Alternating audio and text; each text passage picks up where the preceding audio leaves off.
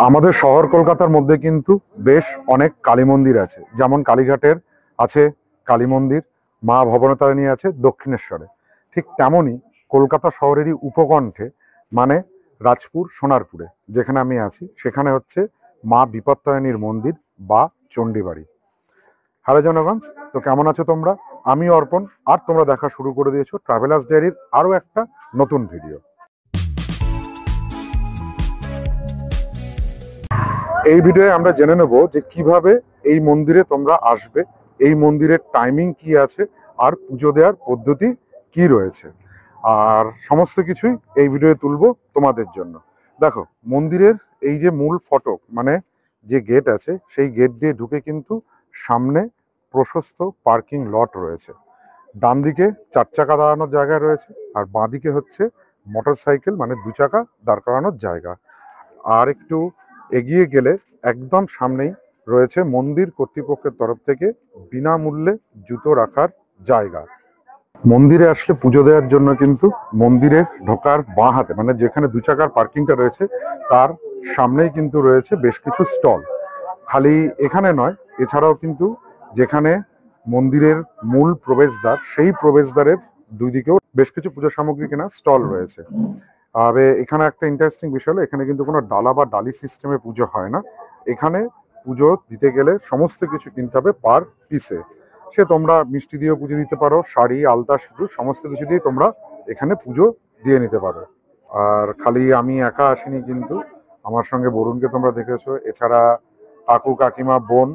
একটা বেলার জন্য আমরা এই বিপত্তারিণী মন্দির বা চণ্ডীবাড়িতে এসেছি মা বিপত্তারিণীকে দর্শন করার জন্য সবাই মিলে।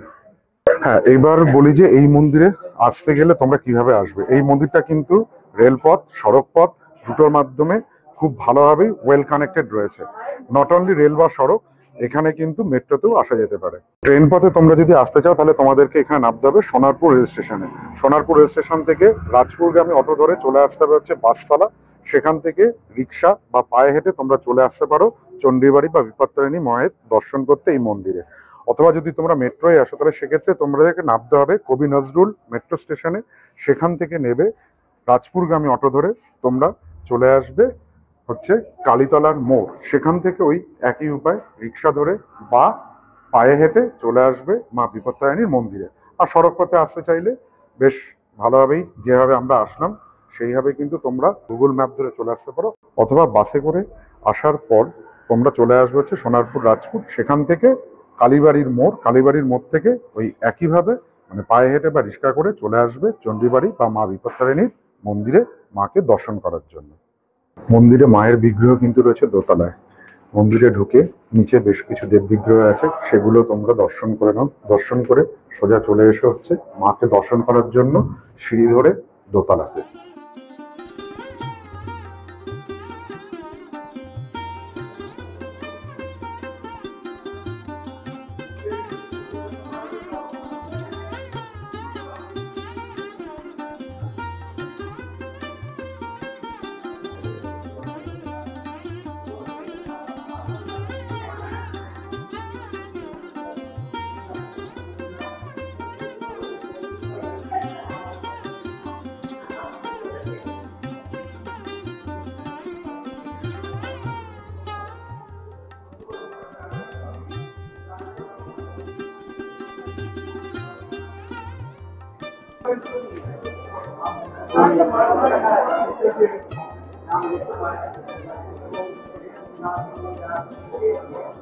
মূল মন্দির থেকে নিচে নামার যে সিঁড়ি রয়েছে, সেই সিঁড়ির বাঁ দিকেই রয়েছে গুরুবাড়ি। গুরুবাড়ি মানে এখানে বাবা দুলাল আর তার গুরু মাতা মানে হচ্ছে তার স্ত্রী শক্তি সাধনা দেবীর মূর্তি রয়েছে, এবং তাদের ব্যবহৃত জিনিসপত্র এখানে রাখা রয়েছে, যেটা কিন্তু সর্বসাধারণের জন্য খুলে দেওয়া আছে। এখানে আসলে তোমরা অবশ্যই এইখানটা দর্শন করতে পারো, মানে গুরুবাড়িটা দর্শন করতে পারো।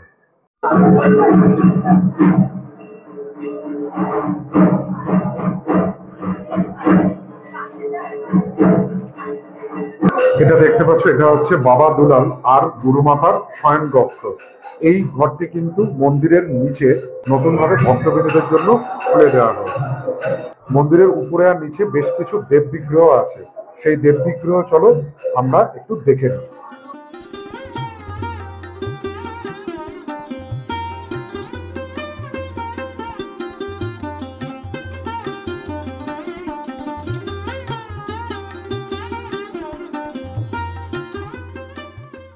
সন্ধ্যা আরতির পরে কিন্তু সবাই মায়ের পায়ে হাত দিয়ে প্রণাম করার জন্য লাইনে দাঁড়িয়ে আছে।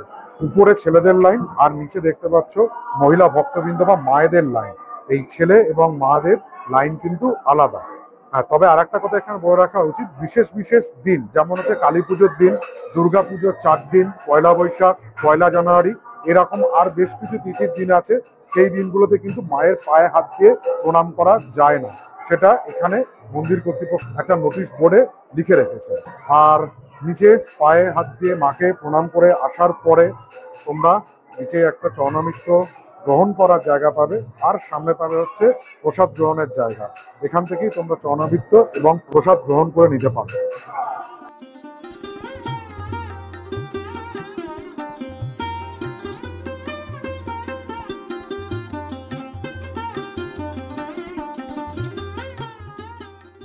সোনারপুর রাজপুর মা বিপত্তারিণীর মন্দির বা চণ্ডীবাড়ির প্রতিষ্ঠাতা কিন্তু বাবা দুলাল। হ্যাঁ, বাবা দুলাল এই মন্দির প্রতিষ্ঠা করেছিলেন। আর আমরা এখন যেদিকে চলে যাচ্ছি সেটা হচ্ছে রত্নবেদী। রত্নবেদী মানে হচ্ছে যেই জায়গাতে বাবা দুলাল বসে সাধনা করে মায়ের স্বরূপ দর্শন করেছিলেন, সেই বেদীটা দেখার জন্য আমরা এখন যাচ্ছি। এই বেদীটা রত্নবেদী কেন বলা হয়? কারণ বাবা দুলাল বালক অবস্থা থেকেই কিন্তু মানে ঠাকুরের প্রতি সাধনা বা মন্ত্র জপ বা তার স্বরূপ দর্শনের জন্য ব্যাকুল হয়ে ওঠেন। কিন্তু হিন্দু শাস্ত্র মতে সাধনা করতে গেলে লাগে হচ্ছে পঞ্চমুণ্ডির মাথা।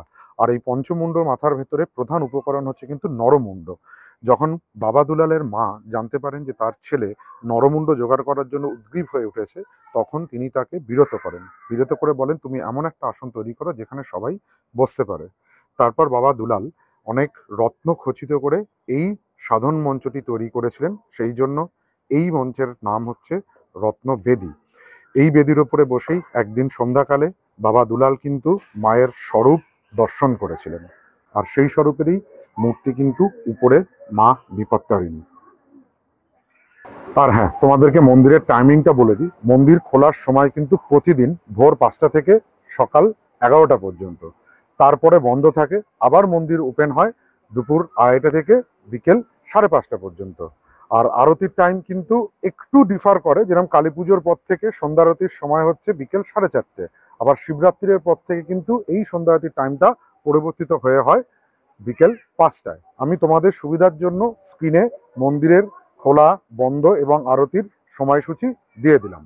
চণ্ডীবাড়িতে এসে বেশ ভালো লাগলো। এই কারণে ভালো লাগলো কারণ এখানে পুজো দিতে আসলে যেরকম দক্ষিণেশ্বর বলো, কালীঘাট বলো বা তারাপীঠ বলো, যে সমস্ত জায়গা বা কামাখ্যা বলো, যে কোনো জায়গাতে যে পান্ডাদের একটা উপদ্রব, এখানে কিন্তু সেখানে কোনো রকম পান্ডার উপদ্রব নেই। আরো বেশি ভালো লাগলো এখানে অ্যাজ সাচ পুজোর কোনো নিয়ম নেই বলতে ব্যাপারটা হচ্ছে কোনো মন্ত্র বা কিছু নেই। এখানে বাবা দুলালের অমৃত বাণী বিভিন্ন জায়গায় মানে মন্দিরের উপরে যেখানটায় আছে সেখানে বোর্ডে তার অমৃত বাণীগুলো রাখা রয়েছে। সেই অমৃত বাণীর মধ্যে একটা বাণী আমার খুব ভালো লাগলো, যেখানে বলা আছে যে এখানে মন্দিরে পুজোর কোনো বিশেষ নিয়ম নেই। এখানে নে মা থামা বললেই মা সন্তুষ্ট। নিজের মন থেকে কোনো গান যদি মায়ের প্রতি অর্পণ করো তাহলেও মা সন্তুষ্ট হয়। হ্যাঁ, সত্যি তার সেই কথার মতন এখানে বাস্তবেই কিন্তু পুরোপুরি ভাবে মিল আছে। এখানে সত্যিই পুজোর কোনো মন্ত্র নেই, কোনো কিছু নেই। নিজেদের মন থেকে মাকে নেমা দেমা বলে বা খামা এই বললে কিন্তু মা সন্তুষ্ট হয়। আর সত্যি সত্যি খুব সুন্দর পরিবেশ, নিরিবিলি একটা, বেশ ভালো লাগলো এখানটায় এসে। দর্শন করতে পেরেও খুব ভালো লাগলো।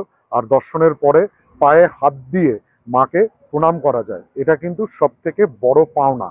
আরো বড় বিষয় হচ্ছে যে এই মন্দিরের ভেতরে কিন্তু কোনো মালা অ্যালাউ নেই। মালা বা ফুল কোনো কিছু কিন্তু মা বিপত্তারিণীর কাছে দেয়া যাবে না। আলাদা একটা উপরে পুজো দেওয়ার জন্য একটা কাউন্টার আছে, সেখানে পুজো দিতে হবে এবং মায়ের চোখের দিকে তাকিয়ে নিজের মনে মনে নাম গোত্র বলে নিজেদের পুজো নিজেদেরকে উৎসর্গ করতে হবে মায়ের উদ্দেশ্যে। সত্যি খুব ভালো লাগলো, খুবই ভালো পরিবেশ, খুবই সুন্দর। কলকাতা শহরের উপকণ্ঠে যে এত ভালো একটা মন্দির আছে, এত ভালো পরিবেশে একটা মন্দির আছে, সেটা কিন্তু আমরা খুব কম মানুষই জানি। অতএব তোমরা যদি ভাবো যে একটা দিন মা বিপত্তারিণীকে দর্শন করবে, মা বিপত্তারিণীকে পুজো দেবে, তাহলে কিন্তু চলে আসতেই পারো সোনারপুর রাজপুরের চণ্ডীবাড়িতে। আর একটা কথা তোমাদের বলে রাখি, এখানে কিন্তু গাড়ি মানে 2 চাকা 4 চাকা যারা নতুন গাড়ি কিন্তু সেই গাড়ি পুজো দেওয়ারও বিশেষ ব্যবস্থা রয়েছে। তো আর চিন্তা ভাবনা কেন, একদিন সময় করে চলে এসো এই রাজপুর সোনারপুরে চণ্ডীবাড়িতে মা বিপত্তারিণীকে দর্শন করতে, পুজো দিতে নিজেদের মনস্কামনাকে ব্যক্ত করতে। এই ভিডিও এই পর্যন্ত। যদি ভিডিওটা ভালো লাগে তাহলে আমাদের চ্যানেল ট্রাভেলার্স ডায়েরিকে সাবস্ক্রাইব করো, পাশে থাকা বেল আইকনটিকে প্রেস করো, সবার আগে নোটিফিকেশন পাওয়ার জন্য লাইক করো, শেয়ার করো, কমেন্ট করো।